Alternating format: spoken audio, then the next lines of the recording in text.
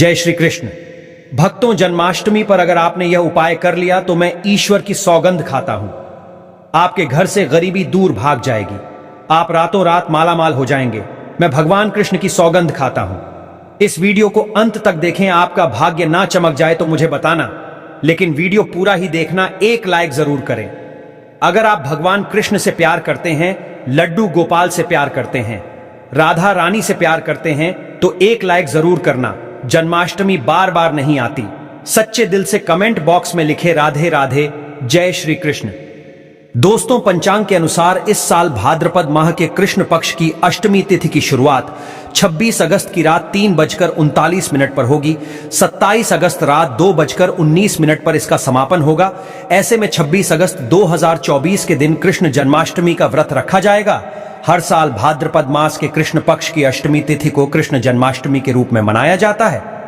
द्वापर में श्री कृष्ण परम पुरुषोत्तम भगवान का जन्म भाद्रपद की अष्टमी तिथि रोहिणी नक्षत्र और चंद्रमा वृषभ राशि में मध्य रात्रि में हुआ। उनके जन्म लेते ही दिशाएं स्वच्छ व प्रसन्न एवं समस्त पृथ्वी मंगलमय हो गई थी। विष्णु के अवतार श्री कृष्ण के प्रकट होते ही जेल की कोठरी में प्रकाश फैल गया। कृष्ण के प्राकट्य से स्वर्ग में देवताओं की धून दुबिया अपने आप बज उठी तथा सिद्ध और चारण भगवान के मंगलमय गुणों की स्तुति करने लगे। दोस्तों, जन्माष्टमी व्रत का महत्व। शास्त्रों में जन्माष्टमी के व्रत को 1000 एकादशी व्रत के समान माना गया है। 100 बार गंगा स्नान करने का जो पुण्य मिलता है, मात्र जन्माष्टमी का व्रत करने से प्राप्त हो जाता है। जाप का अनंत गुना फल देने वाला जन्माष्टमी के दिन ध्यान, जाप और रात्रि जागरण का विशेष महत्व है। इसीलिए जन्माष्टमी की रात में जागरण करके भगवान के भजन कीर्तन करने चाहिए। भविष्य पुराण में इस व्रत के संदर्भ में उल्लेख है कि जिस घर में यह देव का व्रत किया जाता है, वहां अकाल मृत्यु, गर्भपात, किसी भी मां के बच्चे गर्भ में नहीं मरते, गर्भ ठहरता है, वैधव्य, दुर्भाग्य तथा कलह नहीं होती। जो एक बार भी इस व्रत को करता है, उसे श्री कृष्ण का आशीर्वाद प्राप्त होता है। वो प्राणी संसार के सभी सुखों को भोग कर विष्णु लोक में निवास करता है। जन्माष्टमी पूजन विधि। हिंदू धर्म में भगवान श्री कृष्ण की पूजा सभी संकटों से निकालकर सुख, समृद्धि और सौभाग्य का वरदान देने वाली मानी गई है। जन्माष्टमी के दिन प्रातः जल्दी उठकर स्नान आदि से निवृत्त होकर स्वच्छ वस्त्र धारण करें। इसके बाद पूर्व या उत्तर की ओर मुख्य करके व्रत का संकल्प लें। अगर नॉर्थ ईस्ट में भगवान कृष्ण को लगाया जाए तो आप अपने जीवन में धर्म युद्ध में खड़े हैं, कर्म क्षेत्र में खड़े हैं, तो वहां आपकी जीत सुनिश्चित है और आपकी जितनी भी परेशानियां हैं उन्हें कान्हा दूर कर देते हैं। माता देवकी और भगवान श्री कृष्ण की मूर्ति या चित्र पालने में स्थापित करें। पूजन में देवकी, वासुदेव, बलदेव, नंद, यशोदा आदि देवताओं के नाम जपें। रात्रि में 12 बजे के बाद श्री कृष्ण का जन्मोत्सव मनाएं। दोस्तों, जन्माष्टमी पर कान्हा को पीले चंदन या फिर केसर का तिलक जरूर लगाएं। साथ ही साथ उन्हें मोर का मुकुट और बांसुरी जरूर अर्पित करें। लड्डू गोपाल को पंचामृत से अभिषेक कराकर भगवान को नए वस्त्र अर्पित करें एवं झूला झुलाएं। तुलसी डालकर माखन मिश्री व धनिये की पंजीरी का भोग लगाएं। तत्पश्चात आरती करके प्रसाद को वितरित करें। दोस्तों, कृष्ण जन्माष्टमी कब है? पंचांग के अनुसार इस साल भाद्रपद माह के कृष्ण पक्ष की अष्टमी तिथि की शुरुआत 26 अगस्त की रात 3:39 पर होगी। 27 अगस्त रात 2:19 पर इसका समापन होगा। ऐसे में 26 अगस्त 2024 के दिन कृष्ण जन्माष्टमी का व्रत रखा जाएगा। कृष्ण जन्माष्टमी की पूजा मध्य रात्रि की जाती है। इसीलिए इस साल भगवान श्री कृष्ण का जन्मोत्सव 26 अगस्त 2024 सोमवार को मनाया जाएगा। दोस्तों, चलिए जानते हैं जन्माष्टमी पर श्री कृष्ण की जन्म कथा। दोस्तों, जन्माष्टमी की यह कथा चुपके से भी सुनने से समस्त तकलीफें, बीमारियां सब समाप्त हो जाती हैं। पितृदोष, मंगल दोष, काल सर्प दोष, शनि दोष तुरंत ठीक हो जाते हैं। आइए सुनते हैं जन्माष्टमी की कथा। दोस्तों, पौराणिक कथाओं के अनुसार भाद्रपद महाकृष्ण पक्ष की अष्टमी तिथि को भगवान कृष्ण ने माता देवकी की 8वीं संतान के रूप में जन्म लिया था। कृष्ण जी का जन्म मथुरा में कंस के कारागार में हुआ था। माता देवकी राजा कंस की बहन थी। कंस को सत्ता का लालच था। उसने अपने पिता राजा उग्रसेन की राजगद्दी छीनकर उन्हें जेल में बंद कर दिया था और स्वयं को मथुरा का राजा घोषित कर दिया था। राजा कंस अपनी बहन देवकी से बहुत प्रेम करते थे। उन्होंने अपनी बहन का विवाह वासुदेव से कराया था, लेकिन जब वह मां देवकी को विदा कर रहा था तभी एक आकाशवाणी हुई कि देवकी का 8वां पुत्र कंस की मौत का कारण बनेगा। यह सुनकर कंस डर गया। उसने तुरंत अपनी बहन और उनके पति वासुदेव को जेल में बंद कर दिया। उनके आसपास सैनिकों की खड़ी पहरेदारी लगा दी। कंस अपनी मौत के डर से देवकी और वासुदेव के साथ संतानों को मार चुका था। कृष्ण जी का जन्म इसके बाद भाद्रपद महाकृष्ण पक्ष की अष्टमी तिथि को रोहिणी नक्षत्र अंधेरी रात में भगवान कृष्ण ने देवकी की 8वीं संतान के रूप में जन्म लिया। श्री कृष्ण के जन्म लेते ही कोठरी प्रकाशमय हो गई। आकाशवाणी हुई कि विष्णु जी ने कृष्ण जी के अवतार में देवकी के कोख में जन्म लिया है। उन्हें गोकुल में बाबा नंद के पास छोड़ आए और उनके घर एक कन्या जन्मी है, उसे मथुरा लाकर कंस को सौंप दे। कान्हा चले गोकुल धाम। आकाशवाणी सुनते ही वासुदेव के हाथों की हथकड़ी खुल गई।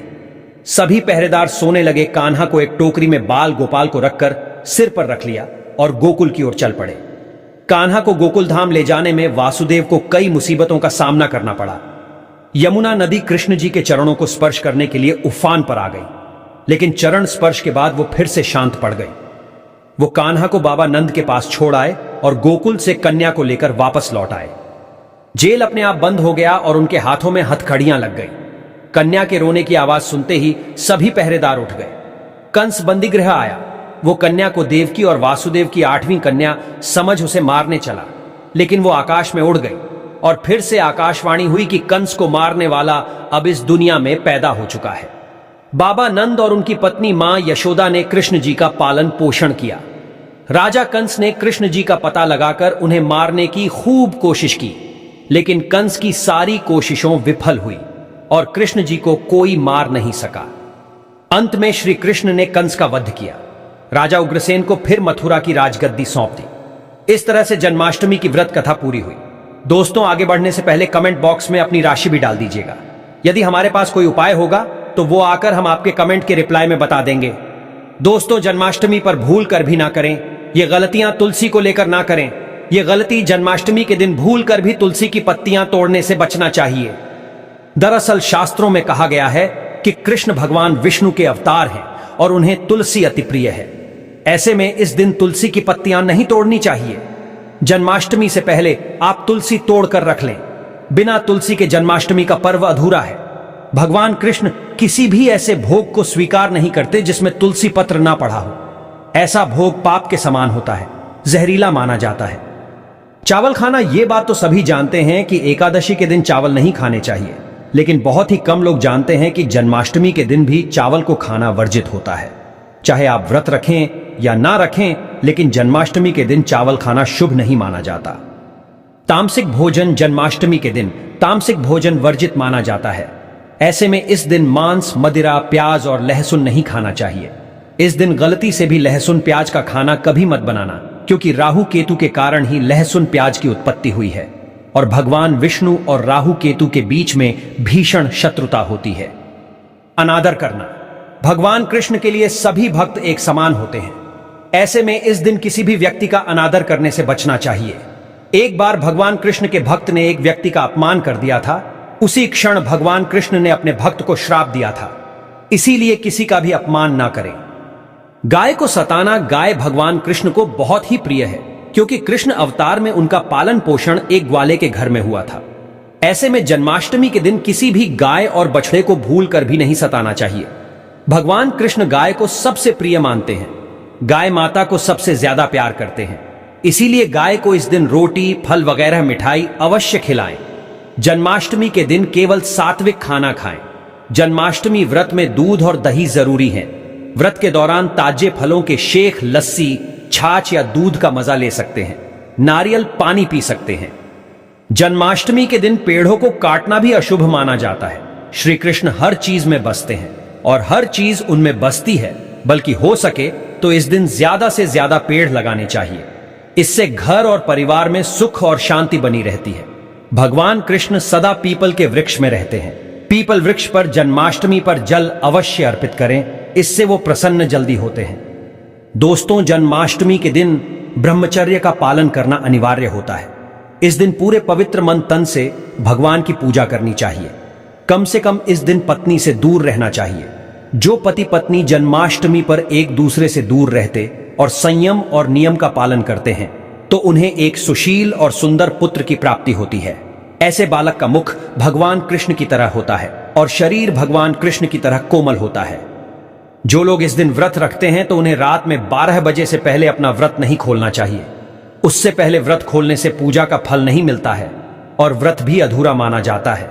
जन्माष्टमी पर करें इन मंत्रों का जाप, भगवान कृष्ण की कृपा से आपकी समस्त गरीबी दूर हो जाएगी। आप धनवान हो जाएंगे, मालामाल हो जाएंगे। आपके घर में राधा रानी की कृपा बरसेगी, माता लक्ष्मी की कृपा बरसेगी। दोस्तों, श्री कृष्ण मंत्र ओम क्लीम कृष्णाय नमः। भगवान श्री कृष्ण के इस मंत्र का जाप करने से धन धान्य की प्राप्ति होती है। ऐसे में जन्माष्टमी के विशेष अवसर पर इस मंत्र का जाप करने से साधक को शुभ फलों की प्राप्ति होती है। हरे कृष्णा कृष्णा कृष्णा हरे हरे, हरे राम राम राम हरे हरे करने से भगवान कृष्ण के कान खड़े हो जाते हैं। वो भक्त की पुकार अवश्य सुनते हैं। कम से कम इसका जाप 21 बार अवश्य करें या 108 बार भी आप कर सकते हैं। बहुत ही शुभ माना जाता है। दोस्तों, जन्माष्टमी पर जो स्त्री भगवान लड्डू गोपाल को झूला झुलाती है उसे अनंत काल तक बांझपन का सामना नहीं करना पड़ता है। भगवान लड्डू गोपाल की कृपा से ऐसी स्त्री को सुंदर पुत्र की प्राप्ति होती है। दोस्तों, जन्माष्टमी पर मोरपंख अवश्य लाएं और मंदिर में स्थापित करें। भगवान कृष्ण की बंसी जन्माष्टमी पर अवश्य लेकर आए। अगर आप व्रत रख रहे हैं तो भगवान लड्डू गोपाल के खिलौने आदि जरूर लेकर आना, इसे लाना मत भूलना। और जन्माष्टमी पर कौड़िया आप ला सकते हैं, भगवान कृष्ण की स्थापना कर सकते हैं। इस दिन गलती से भी किसी भी व्यक्ति को गिफ्ट के तौर पर भगवान कृष्ण को उपहार में कभी मत देना, इससे घर की लक्ष्मी रुष्ट हो सकती है। जन्माष्टमी पर सोने, चांदी, तांबा, पीतल की खरीदारी कर सकते हैं, शुभ माना जाता है। जन्माष्टमी पर पालना अवश्य लेकर आना, इसमें लड्डू गोपाल जी झूला झूलेंगे। दोस्तों, जन्माष्टमी पर तुलसी माता के सामने भगवान कृष्ण के 4 नाम जैसे गोपाला, गोविंदा, देवकी नंदन और दामोदर पुकारे और साथ ही ओम नमो भगवते वासुदेवाय नम मंत्र का जाप करें। ऐसा करने से सभी समस्याएं दूर हो जाएंगी। माता तुलसी आपके घर को धन धान्य से भर देंगी। जन्माष्टमी के दिन भोग में मक्खन के साथ तुलसी दल जरूर डालें और वो भगवान कृष्ण को अर्पित करें। दोस्तों, जन्माष्टमी के शुभ अवसर पर करें नमक का विशेष उपाय। दोस्तों, मैं ईश्वर की सौगंध खाता हूं। नमक का यह उपाय करने से आपके समस्त पाप नष्ट हो जाएंगे, गरीबी दूर हो जाएगी, आपकी नौकरी लग जाएगी। संतान प्राप्त हेतु व्यापार चलाने के लिए भी यह उपाय जरूर करें। दोस्तों, हम भी नमक का यह उपाय जरूर करते हैं। मैं ईश्वर की सौगंध खाता हूं। अगर आपने यह उपाय कर लिया तो आपको करोड़पति होने से कोई नहीं रोक पाएगा। भगवान कृष्ण का विशेष आशीर्वाद मिलेगा। आइए जानते हैं नमक का विशेष उपाय। दोस्तों, उपाय है एक नमक का पैकेट, 50 ग्राम सूखी लाल मिर्च, 500 ग्राम चावल, 100 ग्राम उड़द की दाल, 250 ग्राम आटा और 11 रुपए की दक्षिणा तथा एक पानी की बोतल और 5 रुपए के काले तिल। बस इतनी सी सामग्री एक थैली में एकत्रित कर ले। दोस्तों, उसके बाद किसी भी गरीब बुजुर्ग या गरीब महिला को चुपके से दान दे दे और पीछे मुड़कर ना देखे, घर को वापस चले आए। दोस्तों, आप यकीन मानो, गुरु परंपरा से प्राप्त यह महा उपाय आपकी काया पलट कर रख देगा। दिन दुगनी रात चौगुनी, आप तरक्की करेंगे। दोस्तों, ये उपाय हम भी जरूर करते हैं। महापुस्तक और शास्त्रों में लिखा महा उपाय आज हम आपको बता रहे हैं। यह उपाय जन्माष्टमी के दिन जरूर करें। मैं ईश्वर की सौगंध खाता हूं, आपका भाग्य उदय हो जाएगा। दोस्तों, यह उपाय मैं हर जन्माष्टमी के दिन जरूर करता हूं। आप भी यह मौका हाथों से मत जाने देना। दोस्तों, आप जानते हैं लड्डू गोपाल के 7 प्रिय भोग कौन कौन से? भगवान कृष्ण को लड्डू गोपाल को 56 भोग से भी ज्यादा प्रिय है। यह 7 भोग, इन 7 भोगों के आगे 56 भोग कुछ भी नहीं। 56 भोग आप अपनी इच्छा अनुसार बना सकते हैं, परंतु यह 7 भोग श्री कृष्ण को अत्यंत प्रिय है। जन्माष्टमी के दिन भक्त भगवान श्री कृष्ण जी को लड्डू गोपाल जी को प्रसन्न करने के लिए 56 भोग समर्पित करते हैं। 56 तरह के पकवान बनाए जाते हैं और भगवान श्री कृष्ण जी को समर्पित किए जाते हैं। तो अगर आप 56 भोग समर्पित करते हैं तो इससे अच्छा तो कुछ है ही नहीं। 56 भोग हो सके तो आप जरूर समर्पित करें, लेकिन अगर आपके पास इतना समय और सामर्थ्य नहीं है कि आप 56 भोग समर्पित कर पाए तो फिर ऐसे में क्या करें जिससे कि हमारे कृष्ण भगवान, हमारे लड्डू गोपाल प्रसन्न हो जाए। देखिए, 56 भोग के समान ही 7 चीजें हैं जो लड्डू गोपाल जी को अति प्रिय है। तो हम वो 7 चीजें लड्डू गोपाल जी को भोग स्वरूप समर्पित करेंगे जो उन्हें अति प्रिय है, ताकि उन्हें 56 भोग जितना ही आनंद प्राप्त हो। अब हम जानेंगे कि वो कौन सी 7 चीजें हैं जो 56 भोग के समान ही भगवान श्री कृष्ण जी को प्रिय है। अगर हम वो 7 चीजें भगवान कृष्ण जी को भोग स्वरूप समर्पित करते हैं तो हमें 56 भोग के समान ही फल प्राप्त होता है। सबसे पहले तो जन्माष्टमी के दिन जब आप लड्डू गोपाल जी को भोग समर्पित करें तो कोशिश करें कि आप अपने घर पे बनी हुई चीजों का भोग समर्पित करें। बाहर की मिलावटी चीजों से बचने की कोशिश करें। और लड्डू गोपाल जी को जो चीज सबसे ज्यादा प्रिय है, हमारे कृष्ण कन्हैया लाल को जो चीज सबसे ज्यादा प्रिय है वो है माखन मिश्री। तो जन्माष्टमी के दिन आप लड्डू गोपाल जी के लिए मक्खन जरूर बनाएं और हो सके तो मक्खन घर पर ही बनाएं। 1 दिन की मलाई या 2 दिन की मलाई आप ले लीजिए और उससे आप अपने लड्डू गोपाल जी के लिए मक्खन बना लीजिए। तो देखिए यहां पर मैंने मक्खन बना लिया है और मक्खन में मिश्री डालकर अब हम लड्डू गोपाल जी को माखन मिश्री का भोग समर्पित करेंगे। तो पहले नंबर पर तो माखन मिश्री है, दूसरे नंबर पर फिर हम मेवे का भोग समर्पित करेंगे। आप मेवा पाक बना सकते हैं, मेवे की बर्फी बना सकते हैं, या जो 5 तरह के मेवे 7 तरह के मेवे इकट्ठे करके लड्डू गोपाल जी को भोग स्वरूप समर्पित कर सकते हैं। जन्माष्टमी को आप मेवे का भोग जरूर समर्पित करें भगवान श्री कृष्णन जी को। इसके साथ ही देखिए जन्माष्टमी के दिन धनिया पंजीरी आप जरूर बनाएं। घर पर ही धनिया को भून ले, उसमें मीठा मिलाएं, ड्राई फ्रूट्स मिलाएं और धनिया पंजीरी बनाएं। धनिया पंजीरी का भोग भी भगवान श्री कृष्ण जी को अति प्रिय होता है और धनिया पंजीरी के भोग के बिना जन्माष्टमी के व्रत का पारण नहीं किया जाता है। तो धनिया पंजीरी का आप भोग जरूर समर्पित करें। इसके साथ ही देखिए पंचामृत का भोग आप जरूर समर्पित करें। पंचामृत में दूध, दही, घी, शहद, शक्कर ये 5 चीजें मिलाकर पंचामृत बनाया जाता है, फिर उनका भोग समर्पित किया जाता है। तो पंचामृत का भोग जरूर समर्पित करें। देखिए जब भी बच्चा जन्म लेता है तो सबसे पहले शहद उसको चटाया जाता है, तो शहद का भोग आप जरूर समर्पित करें। जन्माष्टमी के दिन, जन्माष्टमी जो है वो भगवान श्री कृष्ण जी का जन्म दिवस है। इस दिन भगवान श्री कृष्ण जी का जन्म होता है तो आप शहद उनको जरूर से जरूर समर्पित करें।